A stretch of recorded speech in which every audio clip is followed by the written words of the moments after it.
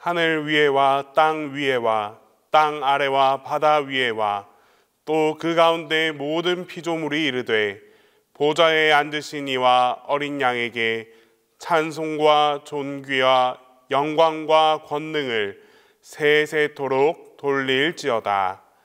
하나님은 영이시니 예배하는 자가 신령과 진정으로 예배할지니라.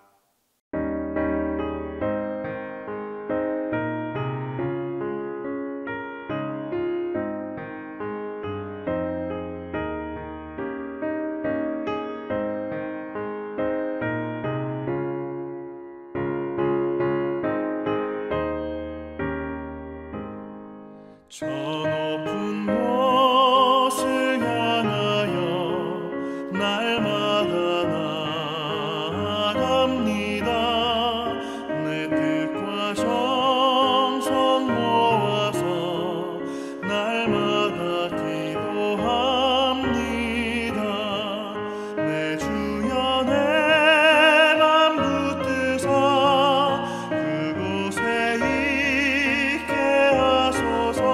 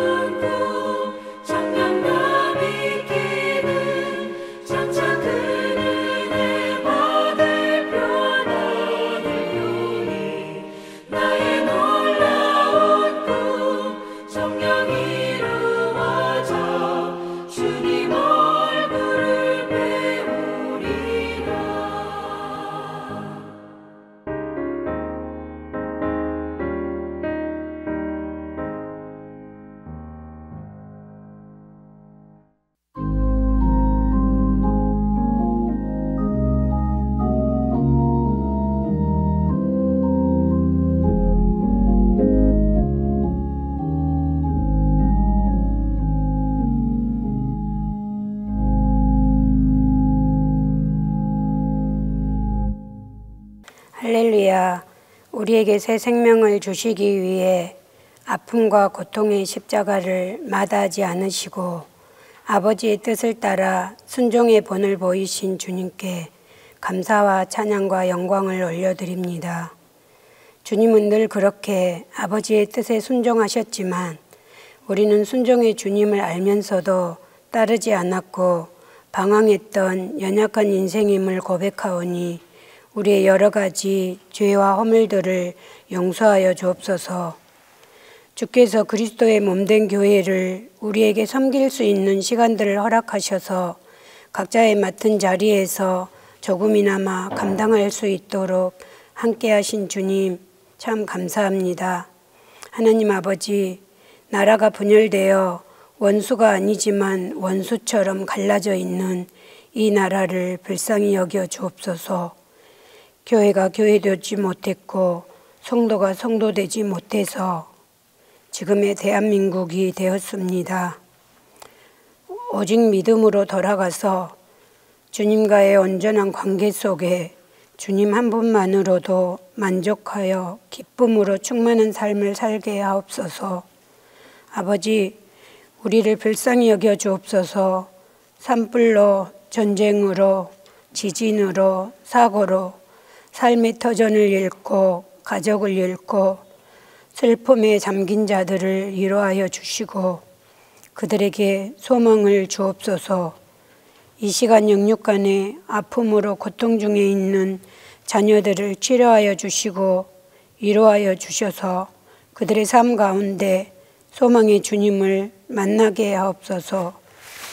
담임 목사님을 다시금 보내주셔서 교회를 세워가게 하시니 감사합니다.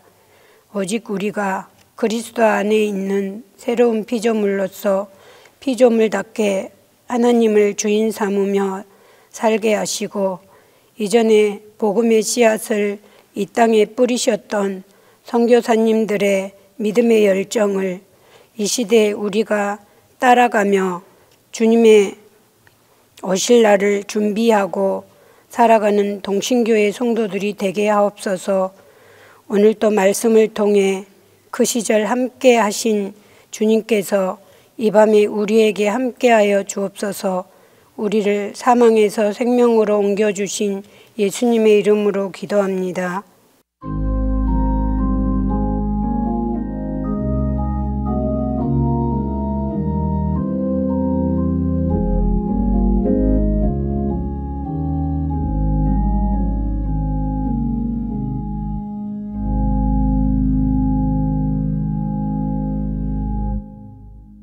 수요 예배해 주시는 하나님 말씀은 에베소서 2장 6절입니다. 신약 성경 에베소서 2장 6절입니다. 또 함께 일으키사 그리스도 예수 안에서 함께 하늘에 앉히시니라.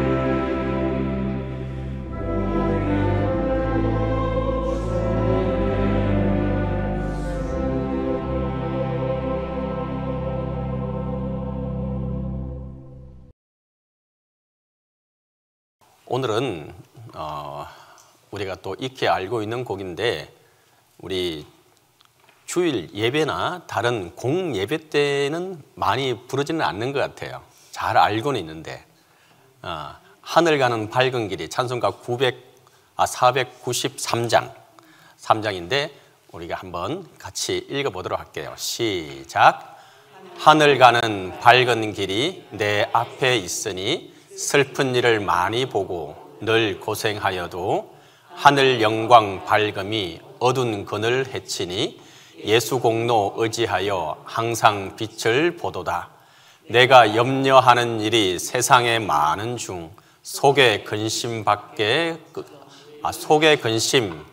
걱정 늘 시험하여도 예수 보배로운 피 모든 것을 이기니 예수 공로 의지하여 항상 이기리로다. 내가 천성 바라보고 가까이 왔으니 아버지의 영광 집에 나 쉬고 싶도다. 나는 부족하여도 영접하실 터이니 영광 나라 계신 임금 우리 구주 예수라. 근데 이 찬송을 우리가 보통 공예배 때 많이 부르지 않고 언제 많이 부릅니까? 그죠?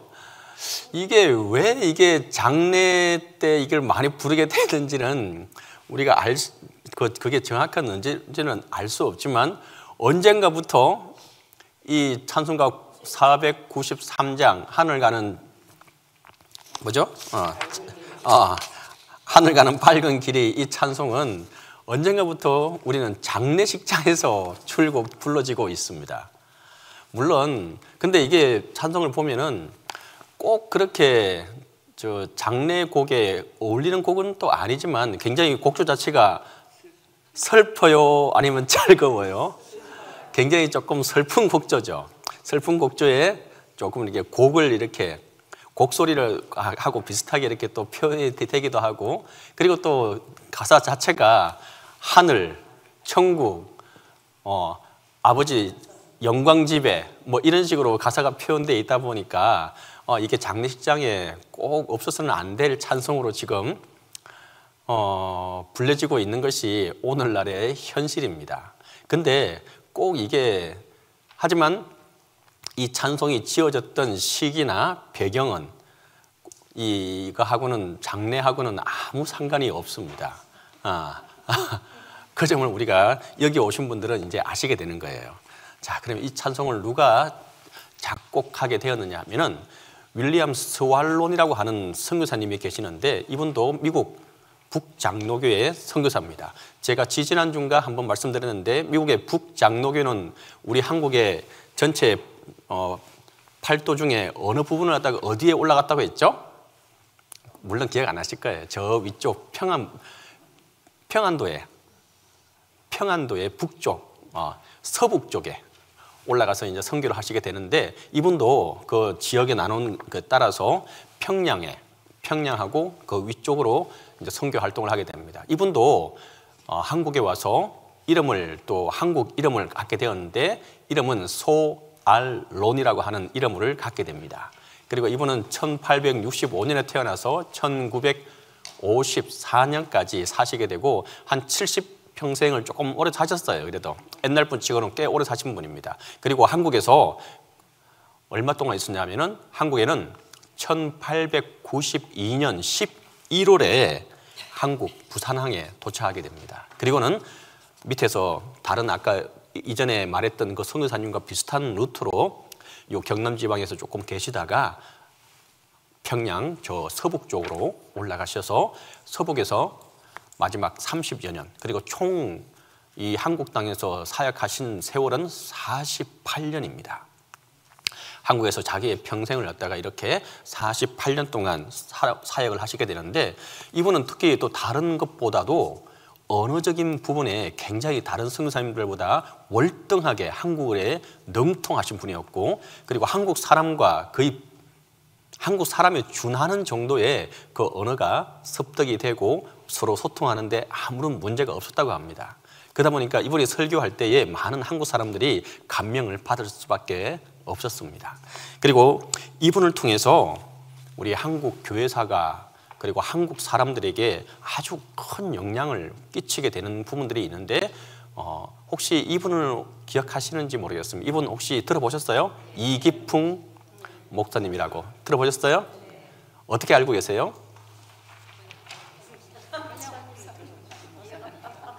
예? 그냥 훌륭하신 분이라고 알고 계세요? 물론 맞습니다. 훌륭하신 분입니다. 예, 이분도 이기풍 보통 선교사님이라고 하고 목사님이기도 한데 이분이 아까 그 소알론 그 선교사님을 통해서 세례도 받고 그리고 복음을 받아들이게 된 사람입니다. 그리고 이분이 왜 한국 사회에 한국 기독교 사회에 유명한 분이냐 하면은 이분은 그 당시 평양 장로교 신학교에 이제 이 소알론 선교사님을 통해서 세례를 받고 그리고 교화가 되어서 이 신학교에 제일 1기로 졸업하게 됩니다.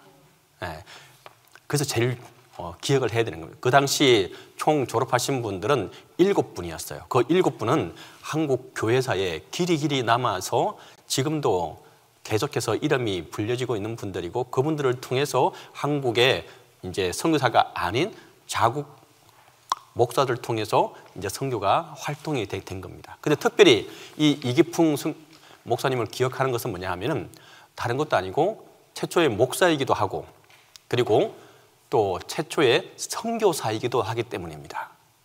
어디로 선교사를 갔을까요? 어디로 갔을까요? 제주도로 가게 됩니다. 목사 안수를 받고 첫 선교지로 제주도로 가게 됩니다. 혹시 제주도에 놀러 가시면 혹시 한 번도 가보신 적 없어요? 제주도 가면은 이기풍 목사님, 선교사님 기념관이 있습니다. 기념교회도 있고. 한 번도 가보신 적 없어요? 다 놀러만 가셨구나.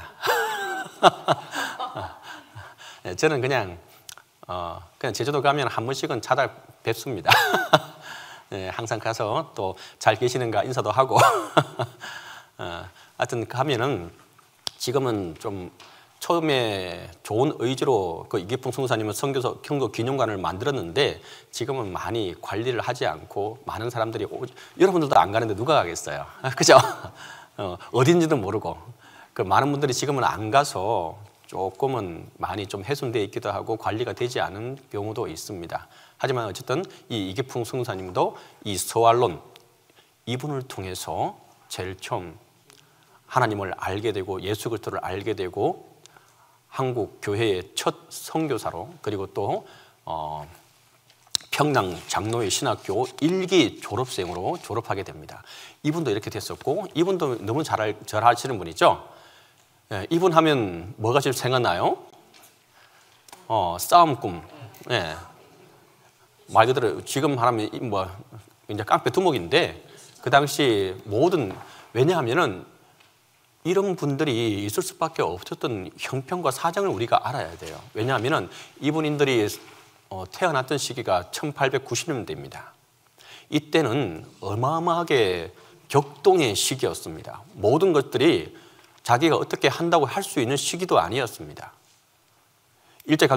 일제강점기도 하고 그리고 러일전쟁, 청일전쟁, 여타 많은 전쟁들이 이 땅에서 이루어졌던 그런 시기이기도 합니다. 그리고 동학운동도, 동학혁명도 일어났던 시기이기도 하고 그러다 보니까 모든 것이 내일을 알 수 없는 그런 형편 속에 살아가는 것이 이 당시 이분들이 태어난 환경과 형편이었습니다. 그러다 보니까 내가 뭘 한들 뭔 소용이야. 그러니까 이런 분들이 많이 있었던 거예요. 특히나 이 김익두 이 목사님은 특별히 다른 주목들보다 좀 더 셌었나 봅니다. 경찰도 감당할 수 없었다고 하니까. 하여튼 이런 분이 또 누구를 통해서 바로 이 소알론 이 선교사님을 통해서 복음을 받아들이게 되는 역사가 일어나게 됩니다. 이분은 언제 그랬냐면은 1900년 3월에 금산교회에서 이 소알론 선교사님 목사님이 그곳에서 부흥회를 하게 됩니다. 그 부흥회에서 이 김익두 목사도 그곳에 참여하게 되는데 처음에 왔을 때에 많은 사람들이 놀랐습니다. 왜냐하면 저 깡패 두목이 이 집회를 하다가 어지럽히거나 못하게 하거나 깽판을 놓을 수도 있는데 다들 두려워하는 그런 형편이었습니다. 그런데 놀랍게도 이 김익두 목사는 이 모든 형편과 사정을 보면서 너무도 놀랬다고 합니다. 첫째 놀랬던 건 뭐냐 하면은 그 소알론 그 선교사가 분명히 외국인이고 파란 눈에 모든 외모도 틀린 외국인이 한국말을 너무 잘하는 거에 놀랬고, 그리고 그 선교사, 외국 선교사가 그곳에 와서 서양 귀신에 대해서 얘기하는 그 당시 이 사람의 표현입니다. 서양 귀신에 대해서 얘기하는 거에 하는데 웬 사람들이 이렇게 많이 몰려 있는가에 대해서 또 놀랬답니다. 그래서 자기도 그곳에 깽판을 부리지 않고 앉아서 말씀을 듣게 되는데 그때 주제가 영생이었습니다. 그리고 그때 말씀을 듣고 이분도 하나님에 대해서, 예수 그리스도에 대해서, 그리고 자기 이후의 삶에 대해서 고민하게 되고 걱정하게 되고 그리고 알고 싶은 마음이 생겼다고 합니다. 그리고 난 다음 이분도 이 소알론 선교사님을 통해서 다시금 그 장로교 신학교에 입학하게 되고 1기, 2기를 지나서 3기로 졸업하게 되면서 부흥사로 전국에 이름을 떨치게 됩니다. 이분이 총 집회를 776회를 하게 되고 그리고 총 2만 8천 번의 설교를 통해서 많은 사람들을 갖다가 하나님께로 돌아오게 하는 역사가 있게 되고 오늘날에 우리 한국 초기 기독교에 아주 없어서는 안 될 인물로 지금도 해도 되고 있는 분이 바로 이와 같은 분들입니다. 바로 이와 같은 일들을 또 감당했던 분이 오늘 이 찬송을 작곡하고 편곡하고 조금 개사했던 이 소알론 선교사님이 행했던 일들이고 그리고 지금까지도 이루어진 일들이기도 합니다. 자, 그리고 이분이 원래 미국에 있을 때 어느 대학을 나왔냐 하면은 일반 대학이 아니고 농과 대학을 나왔습니다. 그래서 이분이 한국 교회뿐만 아니고 한국에 있는 사람들에게도 어떻게 하면 이분들을 조금 더 풍족하고 또 생활을 갖다가 영의롭게 할 수 있을까를 고민하다가 이분이 안식년을 통해서 미국에 잠시 또 48년 동안 사역했지만 그중에 몇 번도 갔다 왔겠죠. 미국에 갔다가 돌아오면서 뭘 가져왔어요? 사과나무 묘목을 300개를 들고 오게 됩니다. 근데 이 사실을 갖다가 많은 사람들은 한국에 사과가 처음 이렇게 전달된 게 누구 때문인지 잘 알지 못합니다. 바로 이분이 가져온 겁니다. 네, 1800년대, 그러니까 지금은 그때는 아마 1900년대겠죠. 그래서 처음에 부산항으로 가지고 와서 대구에, 왜냐하면은 부산은 기후 때문에 사과가 잘 자라지 않잖아요. 그죠? 그러다 보니까 조금은 이렇게 사과는 기온차가 많이 나야 되고 조금은 추워야 되잖아요. 그죠? 그러다 보니까 대구 위쪽으로 해서 대구에 150개, 그리고 황주는 내랑 황해도입니다. 저 평양 위쪽에 황주에 150개, 이렇게 해서 한국에 사과 묘목을 전달하게 되고, 그래서 오늘날 우리가 이제 이 맛있는 사과를 먹을 수 있게 된 겁니다. 그리고 난 다음에 이제 사과 종자나 모든 것들이 개량이 되면서 지금까지 오게 된 거겠죠. 하여튼 이런 일들도 이 선교사님을 통해서 이렇게 이루어지게 된 겁니다. 자, 아까 조금 말씀드렸는데 이 선교사님이 한국 땅에서 사역을 하신 형편과 사정과 그 당시 모든 상황은 바로 이와 같은 상황이었습니다. 동학 농민운동이 일어나게 되고, 이게 지금 어느 지역에 다 이루어졌던 일들이냐 하면은 그 조선팔도, 그렇게 우리나라가 그렇게 큰 나라는 아니지만 조선팔도 중에서 바로 이 서북 지역에서 모든 일들이 이루어졌던 일들입니다. 이 사건들이 다. 그러다 보니까 동학 농민운동이 곳에 일어났고, 그리고 청일, 중국과 일본이 전쟁을 하면서 우리나라를 발판으로 모든 전쟁을 이뤄가게 됩니다. 그리고 이 일본 분들이 또 저쪽으로 싸우면 끝난 게 아니라 러시아와도 전쟁을 갖다가 하게 됩니다. 이 모든 일들이 바로 이 시기에 한국 땅에, 그리고 서북 땅에서, 왜냐하면 거기가 저 러시아하고도 그리고 중국하고도 다 경계선이잖아요. 그죠? 서북 지역이. 대충 지역이 어딘지 아시겠어요? 서북이라고 해서 평양 위쪽입니다. 그러다 보니까 저 중국을 경계하고도 있고 러시아도 경계하고 있고, 그러다 보니 거기에서 이 모든 전쟁과 일들이 그곳에 살고 있는 사람들이 얼마나 많은 피해를 입고 정신적으로 물질적으로 앞을 알 수 없는 그런 형편 속에서 살아갈 수밖에 없는 것들이 이와 같은 그분들의 형편이었고 사정이었습니다. 그리고 또 그 당시 정책이, 중앙정부의 정책이 뭐냐면은 서북 지역은 아주 차별을 많이 했습니다. 왜냐하면은 이 서북 지역에 있는 분들은 중국하고도 그 외의 모든 분들하고도 교류가 많고, 그리고 또 왜 그런지는 정확히는 알 수 없지만 정계에도 진출하지 못하게 이분들을 다 막았어요. 그러다 보니까 이분들은 정계에도 나갈 수 없고, 그리고 차별 아닌 차별을 받고, 그리고 그 당시 형편은 모든 전쟁이 그곳에서 일어나고 얼마나 어려운 형편이겠습니까? 근데 놀랍게도 이런 불안정성과 그리고 불확실성 속에서, 시대 속에서 그분들이 살아갈 수밖에 없었던 것이 한편으로는 반대로 어떤 역사가 일어나게 됐냐 하면은 모든 것들이 앞을 볼 수 없는 그런 형편 속에서 살아가고 있는 이분들에게 복음이라고 하는 것이, 기독교라고 하는 것이 처음 들어갔을 때 받아들이기가 더 좋았더라는 것입니다. 왜냐하면 그 누구도 미래에 대해서, 그리고 영생에 대해서, 그리고 나의 미래에 대해서 누구도 말하지 않는데 이 기독교가 들어와서 그것을 말해 주더라는 겁니다. 그래서 그분들은 이 기독교를 갖다가 빨리 접하게 되고, 그리고 또 중국을 통해서 성경책이 또 이렇게 전파되기도 빠른 지역이 바로 그 지역이었습니다. 그러다 보니까 그 믿음의 터가, 그리고 믿음에 들어갈 수 있는 밭이 아주 다른 지역들보다 아주 좋았고, 그러다 보니까 평양에 부흥이 일어나게 되고, 그 부흥의 역사를 통해서 모든 한국 땅에 그 부흥의 역사가 이루어지게 되는, 역사가 이루어지게 되는 것이 바로 이 서북 지역이기도 합니다. 바로 이와 같은 형편 속에서 어떤 찬송이 지어지게 됐냐면 바로 이 493장 하늘 가는 밝은 길이라고 하는 이 찬송이 지어지게, 작곡되게 된 겁니다.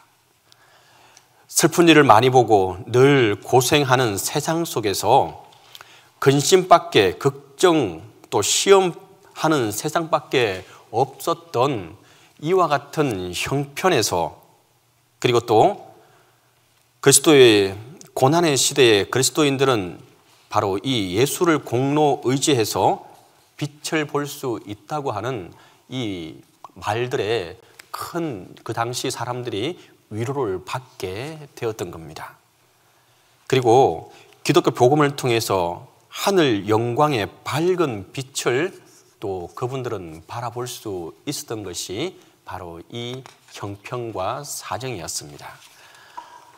이와 같은 형편 속에서 이분들이 기독교를 받아들이게 되고, 또한 이 찬송을 통해서 그분들은 큰 위로와 그리고 미래에 대한 소망과, 또한 이 땅에서의 삶이 끝이 아니라는 사실에 대해서 신앙을 고백하게 되는 역사가 이 찬송을 통해서 그분들이 일어나게 됩니다. 자, 그런데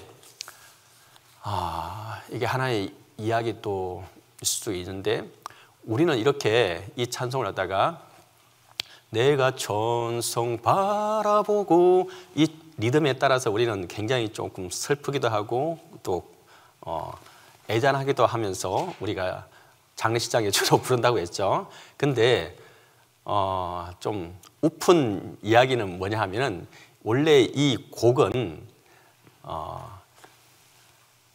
믿음의 사람이 지었던 곡도 아니고, 그리고 찬송가로 만들어진 곡을 우리가 개사한 것도 아닙니다. 왜냐하면 이 곡은 1800년도에 스코틀랜드에 어떠한 분들이, 정확한 이름은 애니 롤이라고 하는 곡인데, 이 곡이 만들어지게 된 것은 뭐냐 하면은 이 곡은 원래는 연가였습니다. 연가라는 게 뭐냐 하면은 남녀의 사랑 이야기를 담은 곡입니다. 그리고 그 사람들에게 많이 또 구전되어지면서 넣어졌던 곡이 바로 우리가 알고 있는 이 찬송가인데, 그 처음에 그분들은 우리는 이걸 찬송가로, 이 곡을 갖다가 찬송가로 기억을 하고 은혜롭게 받아들이잖아요, 그죠? 근데 우리 한국 사람들, 연주가들이나 아니면 성악하시는 분들이 호주나 영국 아니면 미국 이 영어권에 가서 이 찬송을 종종 한 번씩 할 때가, 교회에서 할 때가 있습니다. 그러면 그분들은 저 노래가 왜 여기서 이렇게 부르지지? 왜일까요? 이 곡은 원래 찬송가가 아니고 사랑 노래를 하는 연가인데 왜 저 한국 사람들은 이 노래를 저렇게 부르지? 라고 하며 아리송해하는 경우가 종종 있습니다. 뭐 그런 것도 아시면 좋을 것 같고, 하지만 우리는 이 당시 형편과 사정 속에서 이 곡이 그 스왈론 선교사님을 통해서 우리의 형편과 사정을 잘 대변하면서 그 당시의 모든 환경 속에서 이 찬송이 개사되어지고, 오늘날 이 찬송은 그 당시 지어지고 난 다음부터 지금 거의 100년이 넘는 기간 동안도 찬송가에서 단 한 번도 빠진 적이 없습니다. 그래서 이 찬송가는 우리 한국 사람의 기독교인이라면 그 누구도 다 부를 수 있고 다 알고 있는 찬송이 된 겁니다.